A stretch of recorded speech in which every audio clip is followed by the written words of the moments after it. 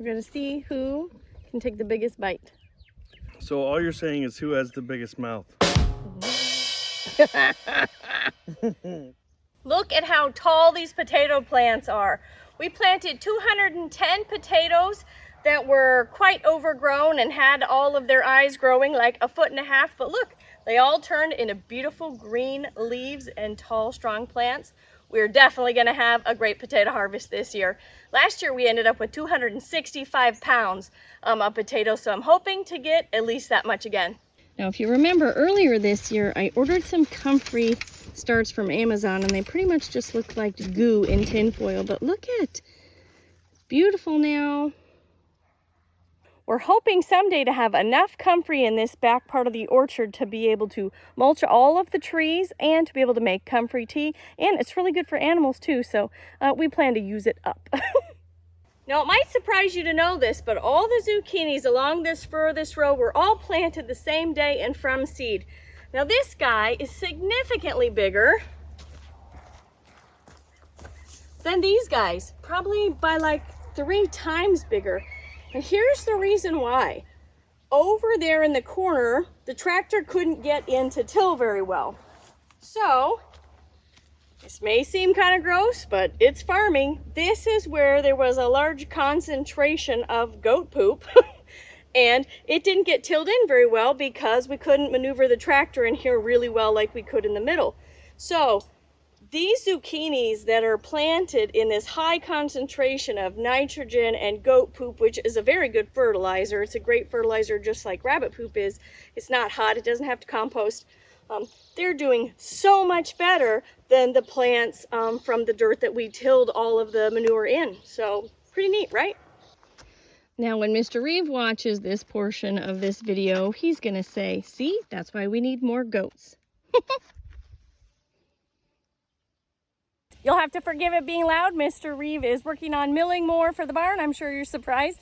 But we have about 30 zucchini plants, and probably only about half of them are big enough to mature to fruit before it freezes. So that'll still be plenty of zucchinis and lots of zucchini relish. Now, these 2 rows are all little broccolis, and we did start about 50 broccolis inside, but spring was too long for them to get in the ground and we just didn't make it happen. So we did replant some from seed, and this, I mean, he's healthy, but he is not going to grow to maturity before it freezes. So that's okay. We don't need broccoli, right? Now, these next 2 rows are almost all cabbages. So there's probably 50 or 60 cabbages. Now, they're all not very big. They're not going to all come to fruition here, but let me show you some really good ones. This one is a big, beautiful red cabbage. He'll probably come up with a head of cabbage before winter. Now, these little green ones are already starting to build little heads. I think these are the Copenhagen cabbages because they grow pretty quickly. Now, I'm hoping to get enough cabbages out of these 2 rows to be able to do canned coleslaw. Now, I've done it for a couple of years now, but I have yet to bring you a video. I always just get so busy I don't have time to video. But this year, if we get enough cabbages, I am going to make you a canned coleslaw recipe, and it is delicious and we eat it all the time. It is a great thing to have in the winter so you don't have to buy produce. Now, these next 2 rows are also all brassicas. They are, I think we may have planted a little bit more broccoli in here, but a lot of these are cauliflowers that our friend gave us that she couldn't fit in her garden. So look how great these guys are doing though. I mean, they're kind of sharing their space with the chickweed, but that's okay. But I think we're actually gonna get heads of cauliflower. Hope for a long summer for us, guys, okay? Now, the first half of this little double row is just whatever wild seeds came on the wind. We didn't get these planted. There's some chickweed and some grass. They're happy. Oh, look at those little birch tree saplings, little mushrooms. We got all kinds of stuff growing in here. Alas, we're not eating any of it though. Ooh, there's lots of mushrooms in that one. But coming along more here, look at this beautiful butter crunch lettuce. I'm so excited about it.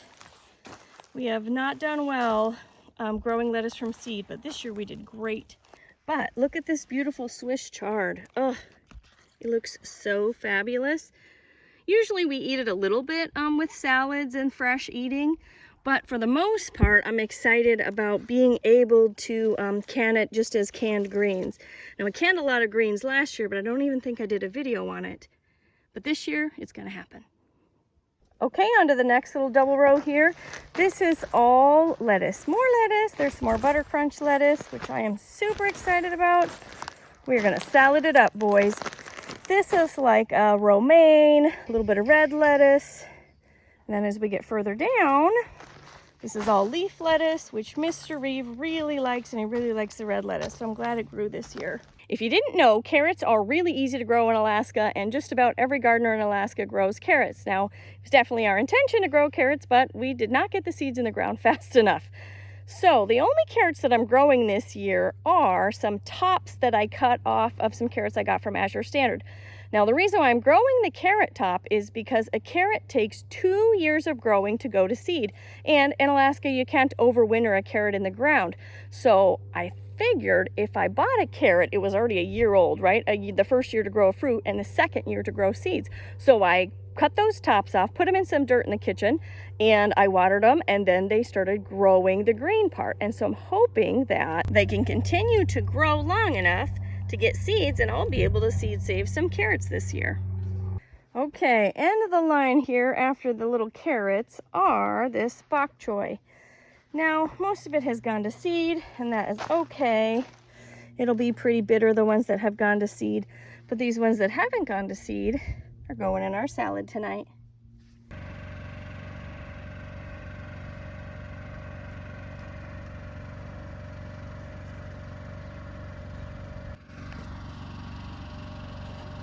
What you doing? Hi. What are you doing? I'm taste testing. Yeah, how's it going? Good. Are we making a quality product here? Those are really good. Yeah, the lettuces. Those ones. Which ones? The frilly cuttlefish looking ones. Cuttlefish? Yeah. Oh. No, doesn't that look like the side of a cuttlefish? I know it's kind of nerdy, but you know what I'm talking about, right? Yeah. These are better than I thought. They're really yummy. It's the best lettuce year we've had, I think, huh? I know, yeah. Awesome. Yeah, I see you guys eyeing my kale. You stay on that side of the fence, please. Okay, last 2 rows of landscape fabric here. So this first little bit, there's a bunch of kale. And if you don't know, the geese got in here and completely demolished it, but look how much it's bounced back. Holy buckets.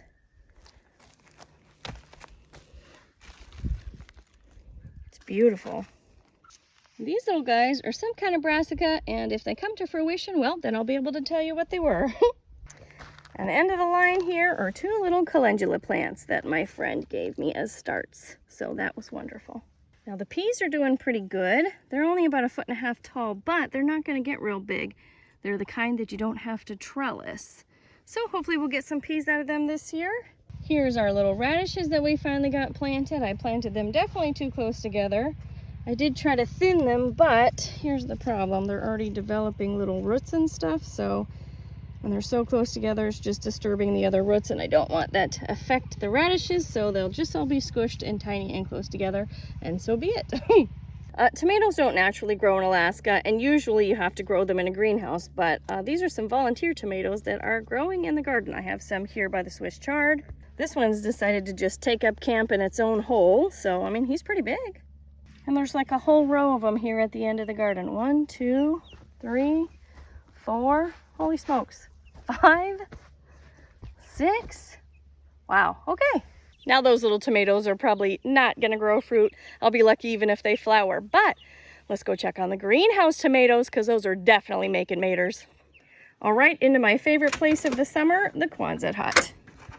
It is so refreshing in here and beautiful. We don't have a big giant high tunnel greenhouse. Someday we will, but not this year. But this is the closest that I have to it, and I am very grateful for it.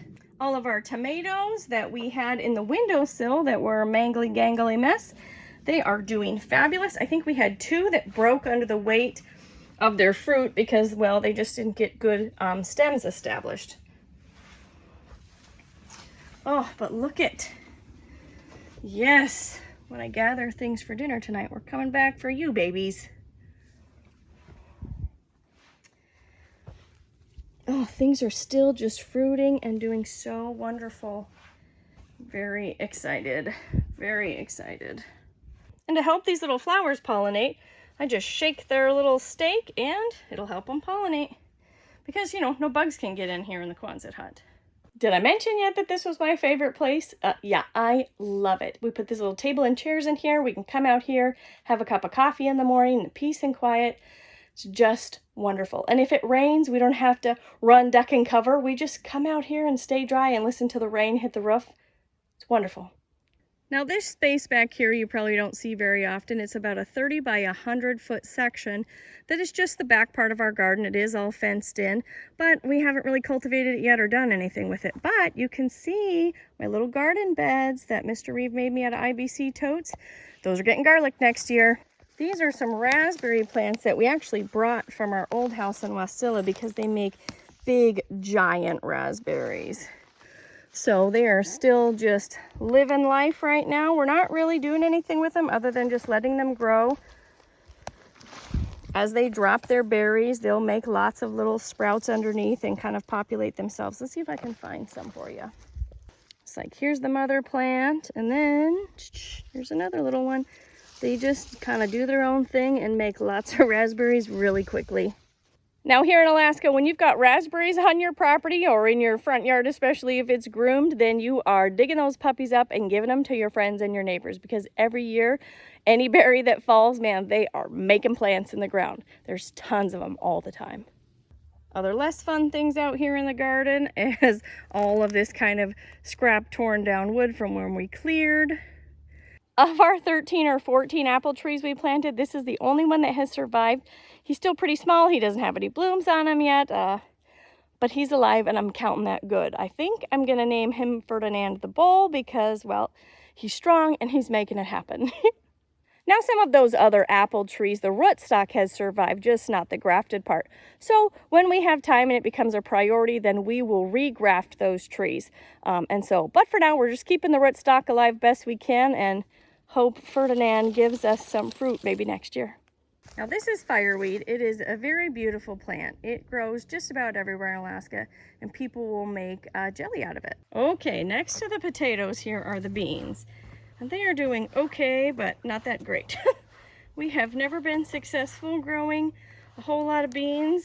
I don't know, we'll just keep trying, I guess. They of course didn't go into the ground till pretty late, so as you can see, none of them even have blossoms on them. So for this year, I'm chalking it up to we just didn't get it done in time. Now next to the potatoes and the beans is a whole quarter of our garden that we didn't get planted. Well, we planted it afterwards because we planted clover on it just as a cover crop. And that will grow beautifully and lovely and is doing great.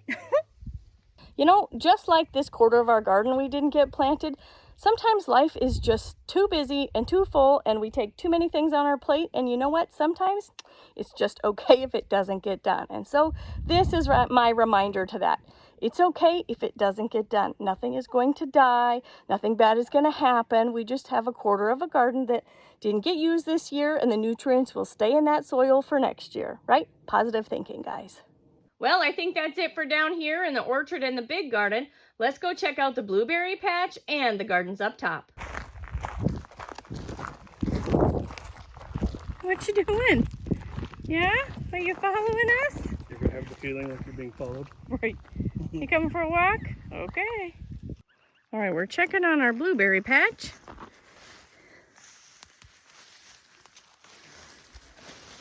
I don't think the birds left us a lot, but No? yeah. Well, all these little trees are blueberries. Some in here. All these are blueberries. We have like a whole big section. All right.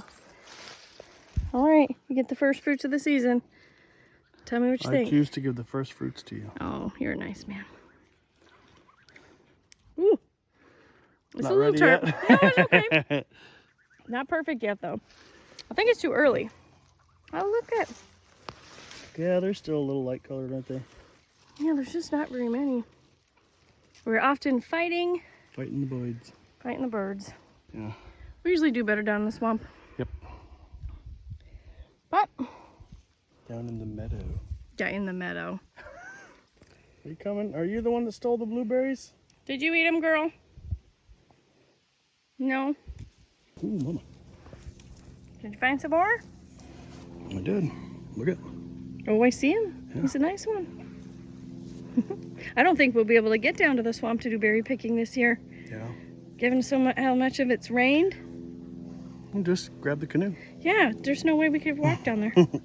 Actually, I've got a tree falling in the middle of the trail right now, so. Oh, so 2 reasons why we can't walk down there.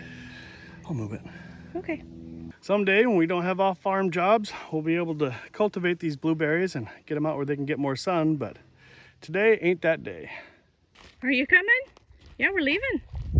We're headed back.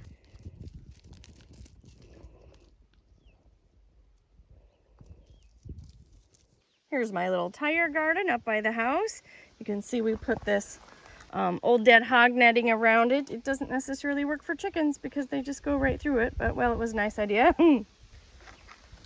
Here's Mr. Reeves' beautiful pear tree that really needs to get planted. There's some cilantro on the bottom. Chives. You can see we have this fence wire across all of these tires. That's beautiful cilantro. Cilantro the chickens dug up. Cilantro the chickens dug up. And cilantro the chickens did not dig up. Our garlic is doing well. I don't know what happened in that tire, but oh well. Lots of beautiful oregano. Strawberries. There's actually strawberries in here. Let's see if I can find one. Look at, oops. Tiny little strawberries. You want to try it? Yeah. Okay, here you go.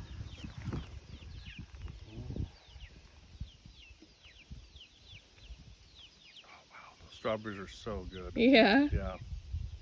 And then this one is some celery that my friend gave me as starts and looked like it's actually going to make celery. And then this is calendula. Oh look, I have a flower. I'm excited.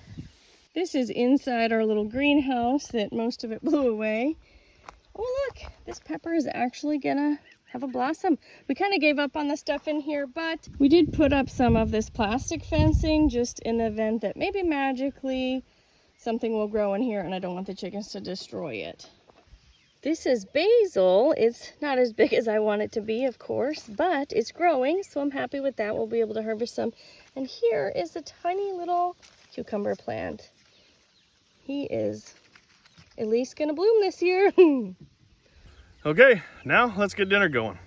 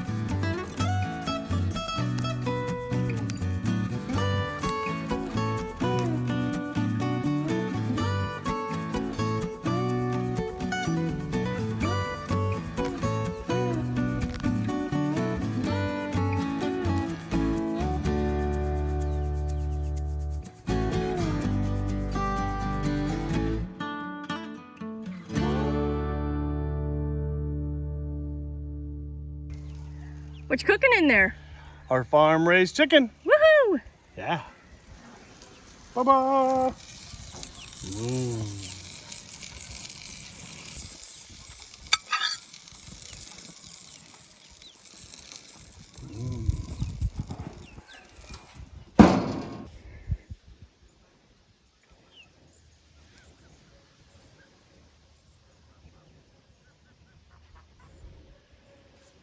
Okay, everything on our table that's edible anyways is something that we grew here, for the exception of the iced tea and, well, the salad dressing. What kind of dressing did you make? It's just a simple poppy seed dressing. It's a cup of mayonnaise, a quarter cup of apple cider vinegar, 3 tablespoons of honey, and 2 tablespoons of poppy seeds. And if you wanted it to be like a mustard poppy seed, you could add, I don't know, a teaspoon of mustard. But anyways, super simple, easy to make, takes 30 seconds. And it doesn't cost me $6 a bottle like the kind in the store, right? Right. Right. So we're gonna go ahead and eat dinner, and then what do you say if we go check and see how the pigs are settling in? Perfect. Awesome. The biggest looking bite or the biggest actual bite? I don't know. Like, I'm pretty sure you're cheating right now. I'm not. Look it. I know, it's That's a all big bite. lettuce. Like, I got lettuce, chicken. I'm probably going for some Then you eggs. got to get some more on there. Oh, my eggs won't go in there. Yeah. We're gonna see who can take the biggest bite. So all you're saying is who has the biggest mouth? Well. Okay. I have more on my fork than you do. I have more weight. What are we talking about? Weight? Matter are we talking or about, volume? Are we talking about volume? Volume. Let me fluff my lettuce. Ooh, Ooh. I'm getting after it. Okay. What about diameter? I still think mine's bigger. Look, if I bring it You're closer holding to the it camera. closer to the camera. Look how big it looks. See? Okay, cheating. hold it up next to mine. I still think I have more, but there, see, now you have more than me. Yeah. Now I have more. Now I have more. Hey, don't get dressing on the phone. Okay, are you ready? Are we going to call this a tie, even though I think you're cheating?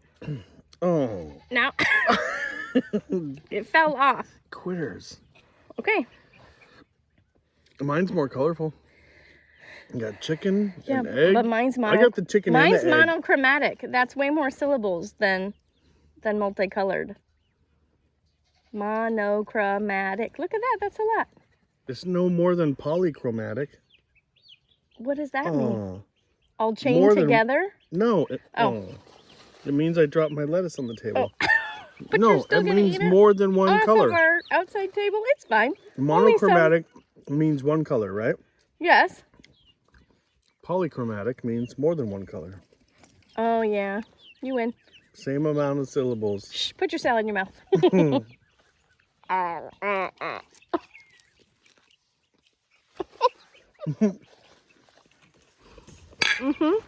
Mm. Mm. Mm-hmm.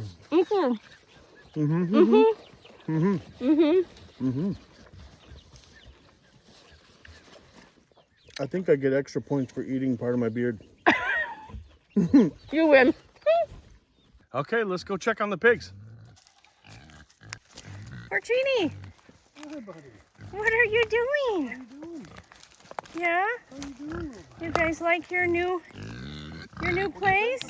The new spot. Wow. Watch out, Holly, that wire's hot. Hi, girl. How's my buddy? Wow, you guys are eating it up out here, dude. Yeah.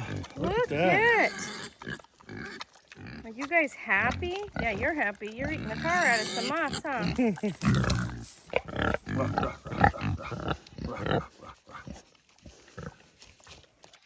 What do you think, girls?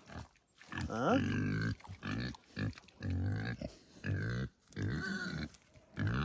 That youngster's there is talkative, isn't he?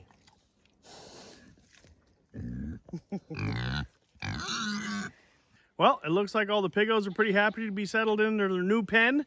And it looks like Mr. Porcini's training went great because he has not broken out of this pen at all. I mean, I think I won. What? So it was a competition who has the biggest mouth. Well, that was not the rules, but we're not sure who the winner was.